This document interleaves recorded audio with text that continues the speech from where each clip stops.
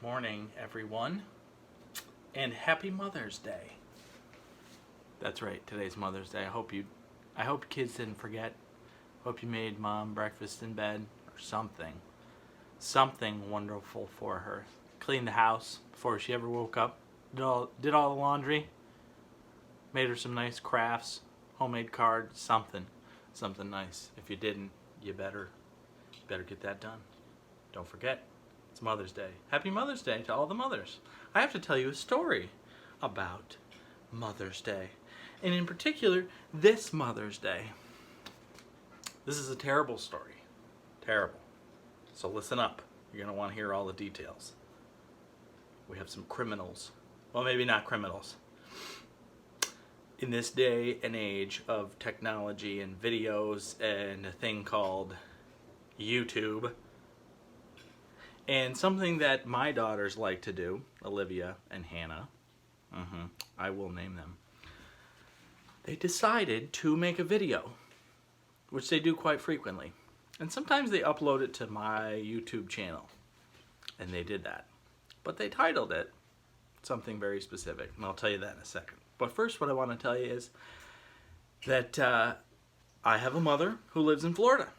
So she's a little bit far away. Okay, so it takes a little bit of a trip to get there.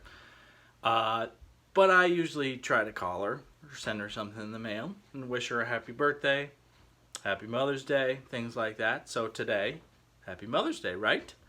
Well, she kind of thought that we were going to surprise her and show up at her front door. And here's why.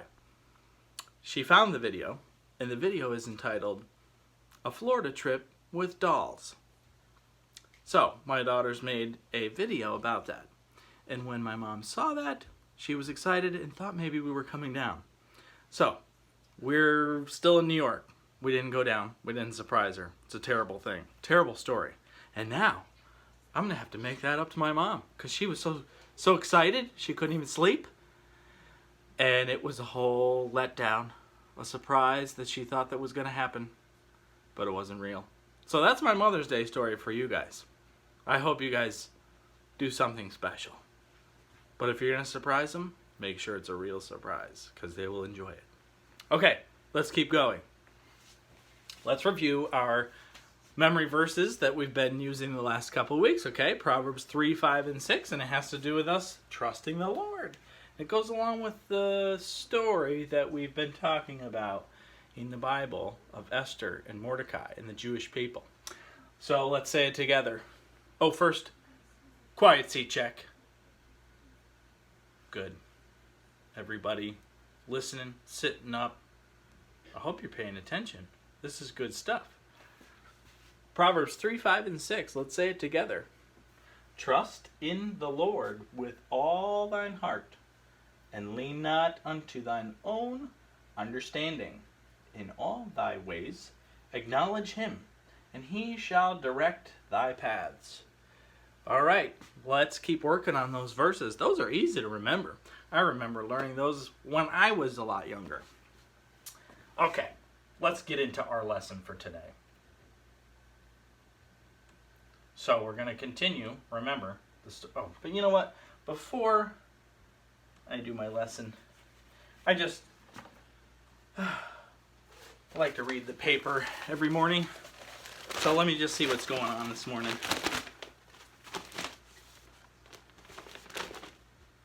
What? Are you kidding me? This is ridiculous.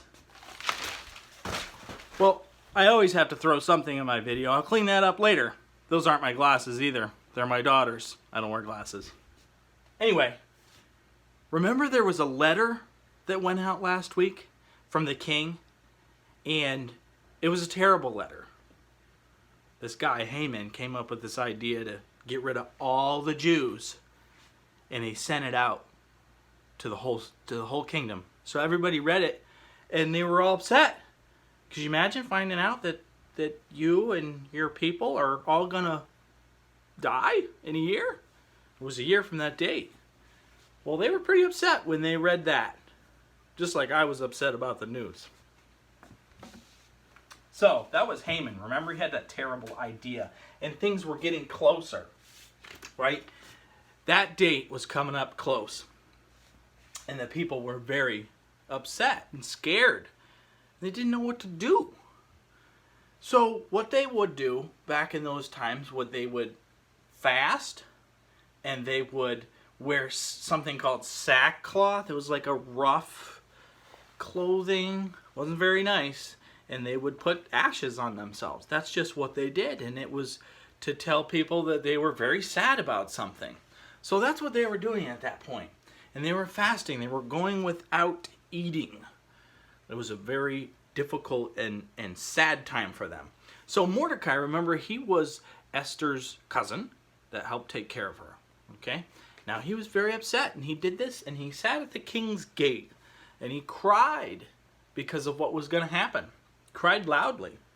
Well, Queen Esther found out that her cousin Mordecai was doing this at the king's gate, and she didn't understand what was going on. She wanted to find out why. But first what she did is she got some nice clothes together and had them sent over to him. So, whoops, my clicker thing's not working. Uh-oh. There we go. We'll just do it this way. So she got some clothes together, and she wanted to send them over so that he could get dressed nicely and get out of those sackcloths and ashes and clean up. Except that he refused those clothes. He said, nope, I don't want them. I'm going to stay just like this because I'm very sad with what's going on. So what she did was she got one of her servants that the kings gave to her to help take care of whatever she needed, and his name was Hatak. At least that's how I say it. I think that's how it's pronounced. Hatak. Hatach. Doesn't matter. Anyway, so he went to Mordecai, and he said, we're trying to figure out what's going on. The queen doesn't know. So Mordecai said, okay, tell her this message. This is what's happening. And he gave him a copy to bring to Esther. A copy of that law that was sent out that was telling them that the Jews were all going to be put to death. They were going to be destroyed. So he said, bring this copy to Queen Esther so that she knows exactly what's happening. So he takes all that and the message, and he goes back to Queen Esther, right?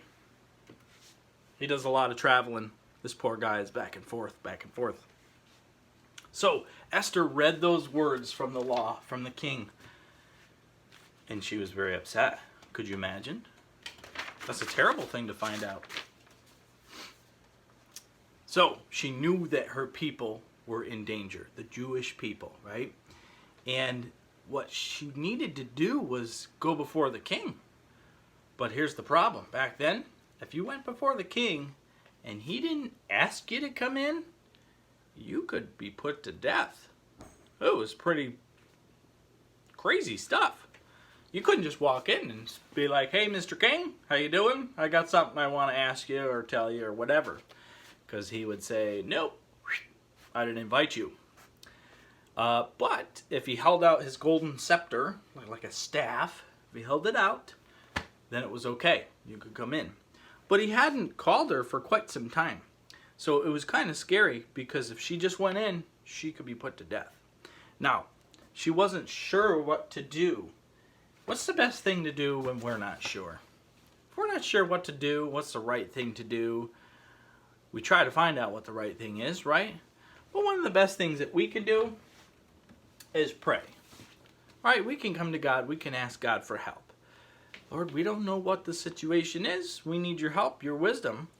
The best thing we can do is pray to God and ask him for his help when we have tough situations to try and figure out. We just don't know how to handle it. Okay? Well, this is kind of the situation that she was in. This was a huge decision, a huge responsibility that had been placed on her as the queen. It must have been very difficult to figure out the right thing. Well, one of the verses I want to share with you today is in Philippians 4:6. It says this: be careful for nothing, but in everything by prayer and supplication, with thanksgiving, let your requests be made known unto God. Okay, so we got to come to God with those requests and those things that we're trying to figure out those needs that we have, just bring them to God. That's the best thing to do. That's what the Bible tells us to do. All right, let's keep going. So, here we go. He's on another trip to send a message. She said to him, Haytak, I need you to bring back a message to Mordecai. Tell him this. If I go to the king without being called, I could be put to death. Right? I don't know if Mordecai knew that or not, but she said, listen, you got to tell him. I can't go before the king. What if he has me killed? All right? And he hasn't called me for 30 days, she said. So it's been a long time since she's even seen the king. So, Haytak, back over to Mordecai, gives him the message. So Mordecai looked at Haytak and said, you must take Queen Esther this message. Now, here's what he said. He said, don't think because you're the queen and you're up in your palace that you're going to be saved, because you're Jewish too. And your whole family's going to be destroyed if you don't help your people out. Right? So, he was basically saying, you know what? Just because you're the queen, you let her know that she's not going to be protected. Okay? She's still Jewish. You better tell her. You better remind her. All right? So he had to go over with that message. But, you know, Mordecai trusted that God was sovereign and he was in control. So he knew that even if Esther couldn't or wouldn't help the Jewish people, that God would still save his people some way. He said that in the Bible. He said, God will still save us some way, even if you don't help us out. He trusted that the Lord was still in control. And that's the word that we've been talking about. Sovereign. Remember, God is in control. Oops, I can't get my page turned here. So, Mordecai gave Haytak one more message. And he said, this is what I want to read to you. And this is a great verse. This is in Esther, chapter 4. Esther, the very book that we're learning our story from. Esther, chapter 4, and verse, the last part of 14. And it says this, that, and who knoweth whether thou art come to the kingdom for such a time as this? Remember a few weeks ago when we were wondering, wow, why was Esther even made queen anyway? This is so weird that she just kind of became queen. And we were wondering why she was going to have such great responsibility. She just didn't understand why. Well, guess what? Mordecai said, maybe this is the reason that you've become queen. This is the reason that you have a part in this kingdom for such a time as this. When God's people needed help, she was in a position that could help them, hopefully. Let's find out. Boy, that's putting a lot of trust in God, isn't it? And putting all the pieces together from why she became queen to hopefully help out her own people. Let me make sure I'm on the right slide here. Sometimes I get ahead of myself. So, Esther knew that she must do something, right? So she had Haytak tell Mordecai to gather all the Jews in Shushan and tell them to fast, right? She said, please have them fast. Please have them go without food. And usually when they would fast in this culture, they would also pray. So you would give up your food and you would pray and ask God for help in this situation. She said, you know what? It's time to get serious and I'm going to need everybody's help. So go tell them that I want all the Jews to fast. All right? And while they're fasting, I'm going to be too, and my servants will be, because she was getting serious about this decision that she needed to make to see the king, right? So, in asking the Jews to fast, Esther was asking for them to completely rely on God and no one else for his help in this situation. Just like, again, what we need to do. If you completely rely on God, and in times where you need help, in situations that are difficult in your life, then he's going to help you. let's see what happened here. So, she knew the kind of trouble, Esther knew the kind of trouble that her people were facing, right? But here's what she said. Have them fast, have them pray. I'm going to fast and pray. We're going to trust God through this. And she said, I'm going to go see the king, okay? And she even says that if I die, I die. But she recognized that this is something that she needed to do to help her people. She had to go before the king. Who else was going to do it?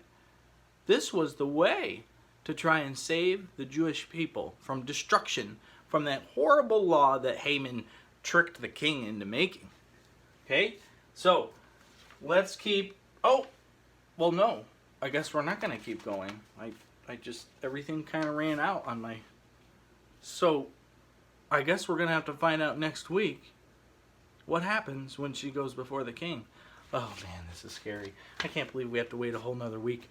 Because she's going to go before the king, and he's going to either say, nope, I didn't invite you, and then she's going to be in a whole bunch of trouble. Or he's going to put out his golden scepter and say, it's okay, you can come in and talk to me. Oh, man.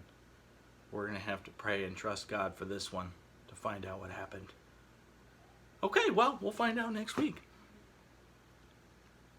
You're going to have to come back and find out. I think we have 2 more weeks of Esther actually. So let's see what happens. Or you could read for yourself in Esther. That'd be fine too. You don't have to wait. Okay, well, that's all for today. Again, happy Mother's Day to all the mothers. Make sure you take good care of them today and every day. Bye for now.